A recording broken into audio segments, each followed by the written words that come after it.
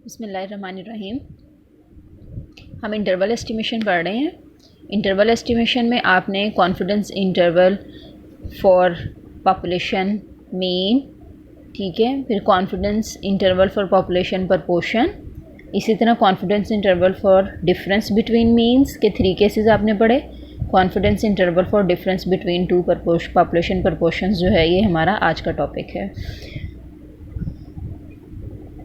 जैसे आपने 2 मीन्स को कंपेयर किया, इसी तरह यहाँ पर 2 पॉपुलेशन प्रपोर्शंस को भी जो है वो हम कंपेयर कर सकते हैं। 2 आपके पास पॉपुलेशंस हों और उनसे आपने सैंपल लिया हो, डिफरेंट 2 पॉपुलेशन से आपने सैंपल ले लिए 2, ठीक है। फिर उनमें से आप किसी भी जो है वो करेक्टरिस्टिक्स में, किसी भी तरह की करेक्टरिस्टिक्स में आप इंटरेस्टेड हैं तो आप क्या करेंगे कि वो आपके जो है वो प्रपोर्शन होगी।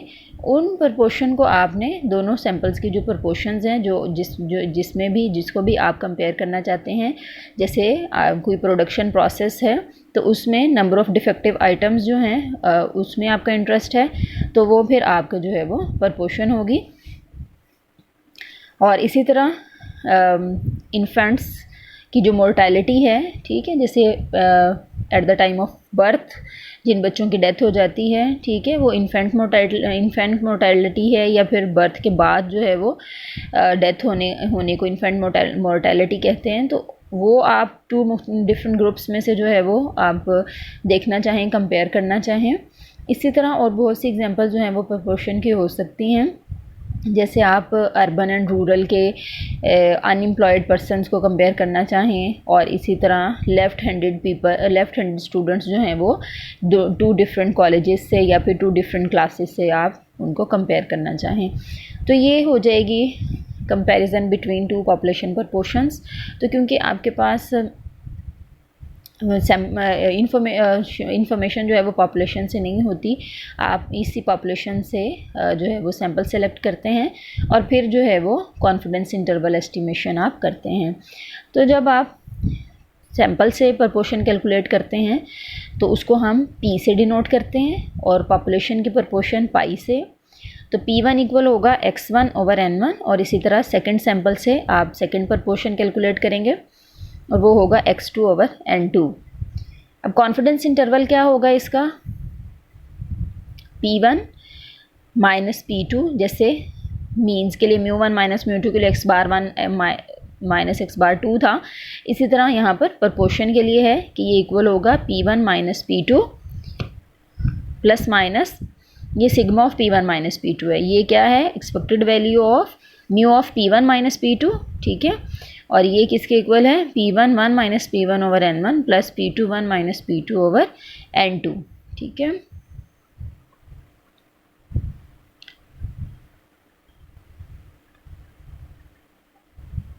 नेक्स्ट है इसकी एग्जांपल, और ये ऑलवेज़ जो है ये प्रपोर्शन पहले भी आप सिंगल प्रपोर्शन जो है वो पढ़ चुके हैं, तो उसमें भी जी डिस्ट्रीब्यूशन ही लगेगी। इसमें जैसे डिफरेंस बिटवीन मीन्स में या मीन की इंटरवल एस्टिमेशन में 3 केसेस हैं, 3 सिचुएशंस हैं।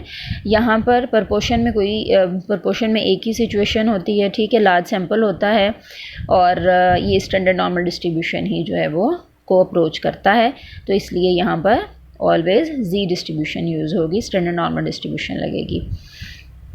एग्जाम्पल है आपकी पीटीबी की बुक में 12.21 पेज नंबर 107 पर, वहाँ से मैंने ये इन्फॉर्मेशन लिख ली है, इसको रीड कर लें।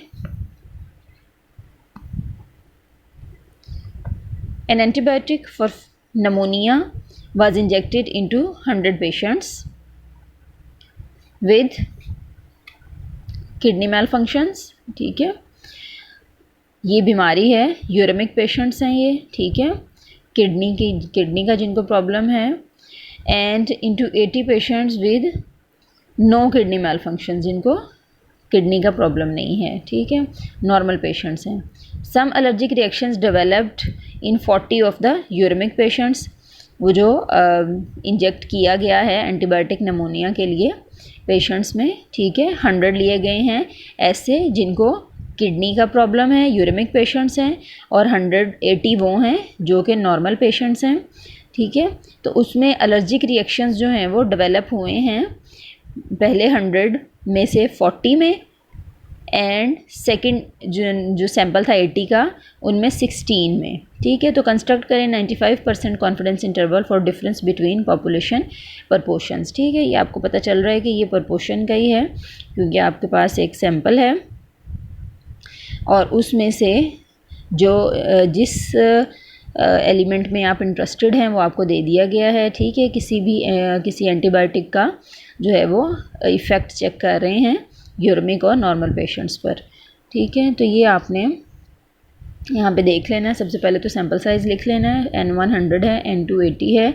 और अगर यहाँ पर ये परसेंटेजेस में होते हैं, ठीक है, 40% होता, ये 16% होता, तो फिर तो ये P1 और P2 होते हैं, ठीक है। तो अब ये x1 और x2 हैं, वैल्यूज़ हैं। तो वैल्यूज़ क्या होते हैं, एक्सेस होते हैं, तो ये वैल्यूज़ हैं। तो आपने इनका P1 और P2 कैलकुलेट करना है।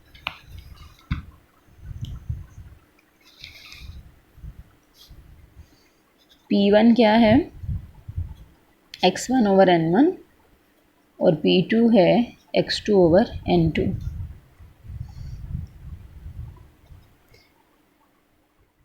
(40/100)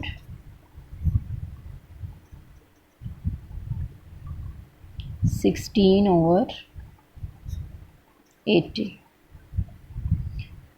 तो ये इनकी वैल्यूज़ लिख लें। P1 आ गया है 0.4 और P2 है 0.2, ठीक है।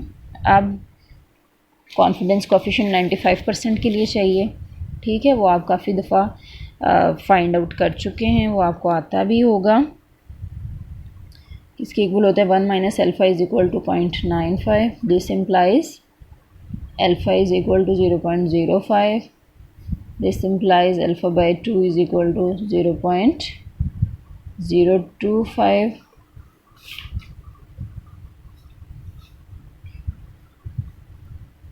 और 1 माइनस अल्फ़ा बाई 2 किसके इक्वल हो जाएगा, 0.975, which will be equal to Z1 minus alpha by 2 is equal to Z 0.975। तो ये क्या आ गया, 1.960, ठीक है। नेक्स्ट कॉन्फिडेंस इंटरवल आपने फाइंड करना है। कॉन्फिडेंस इंटरवल फॉर π1 माइनस π2 किसके इक्वल है, P1 minus P2 plus minus, sorry यहाँ पे Z अल्फ़ा बाई 2 नहीं मैंने लगाया था, तो ये Z alpha by 1 minus alpha by 2 भी आएगा, ठीक है। Plus minus Z1 minus alpha by 2, P1 1 minus P1 over N1, P2 1 minus P2 over N2। यहाँ पे वैल्यूज़ पुट करनी है आपने, ठीक है। P1 क्या है 0.4, P2 है 0.2 और Z अल्फ़ा बाई 2 1.96 है। यहाँ पर आ जाएंगे, फिर उसके बाद आप इसको पहले अंदर से कैलकुलेट करके स्क्वायर रूट कैलकुलेट करेंगे, मल्टीप्लाई 1.96 करेंगे, यहाँ से डिफरेंस लेके सिंगल वैल्यू आएगी। एक बार इन दोनों वैल्यूज़ को आप प्लस करेंगे और एक बार माइनस करेंगे, पहले माइनस और फिर प्लस। तो ये आ गया 0.07 और 0.33। तो इसको लिखना कैसे है, 0.07 less than π1 minus π2 less than 0.33। Next exercise है 12.5, ठीक है। In a poll of college students in a large state university, 300 out of 400 students living in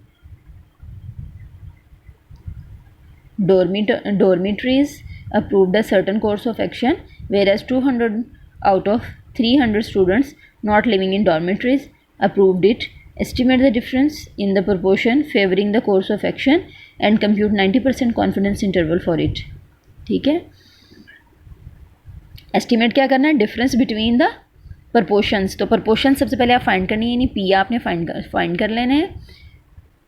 300 students हैं, ठीक है, लिए गए हैं किस में से, 400 में से। तो N1 हो गया 400, X1 हो गया 300, वेयर एज 200 आउट ऑफ 300, तो 200 क्या है x2, 300 क्या है n2। तो अब आपने क्या करना है, एक तो इनका डिफरेंस लेना है, दूसरा 90% कॉन्फिडेंस इंटरवल कंस्ट्रक्ट करना है, ठीक है। डिफरेंस क्या होगा, P1 माइनस P2, P1 और P2 आपने फाइंड कर लेना है। P1 का क्या फॉर्मूला है, x1 ओवर n1 और P2 क्या है x2 ओवर n2, ठीक है।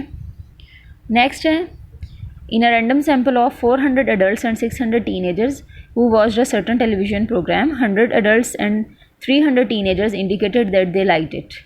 Consider 95% and 99% confidence limits for the difference in proportions of all adults and all teenagers who watched the program and liked it. ठीक है, क्या करना है इसमें, सैम्पल है 400 का, ठीक है, और 600 का, n1 400 n2 600। तो ये x1 100 एडल्ट्स 300 टीनेजर्स, ये x2, P1 और P2 आपके पास आ जाएंगे। फिर उसके बाद आपने कॉन्फिडेंस इंटरवल बना लेना है।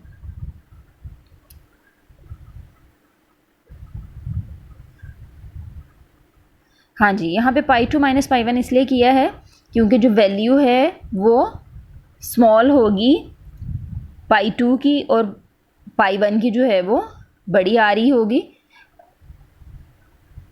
ठीक है।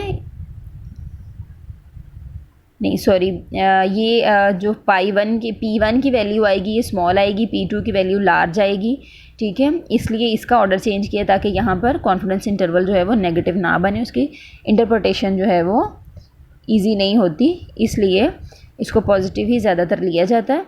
तो जहाँ पर ऐसा लग रहा हो कि आपकी P1 माइनस P2 यानी जो ऑर्डर आपने पढ़ा है उसी में रखने से नेगेटिव साइन अगर अपीयर हो रहा है तो फिर आप उसका ऑर्डर चेंज कर लें, P2 माइनस P1 कर लें, ठीक है।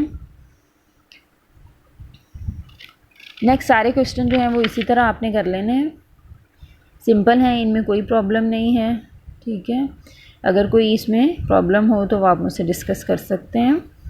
इसी तरह ये देखिए, independent random samples are selected from 2 populations with fractions of success π1 and π2, construct 95% confidence interval for π1 minus π2 for each of the following case, ठीक है। हर केस में आपको n दे दिया गया है और प्रपोर्शंस दे दी गई हैं, तो आपने सिंपल कॉन्फिडेंस इंटरवल 95% का फॉर्मूला लगा के कंस्ट्रक्ट करना है, ठीक है।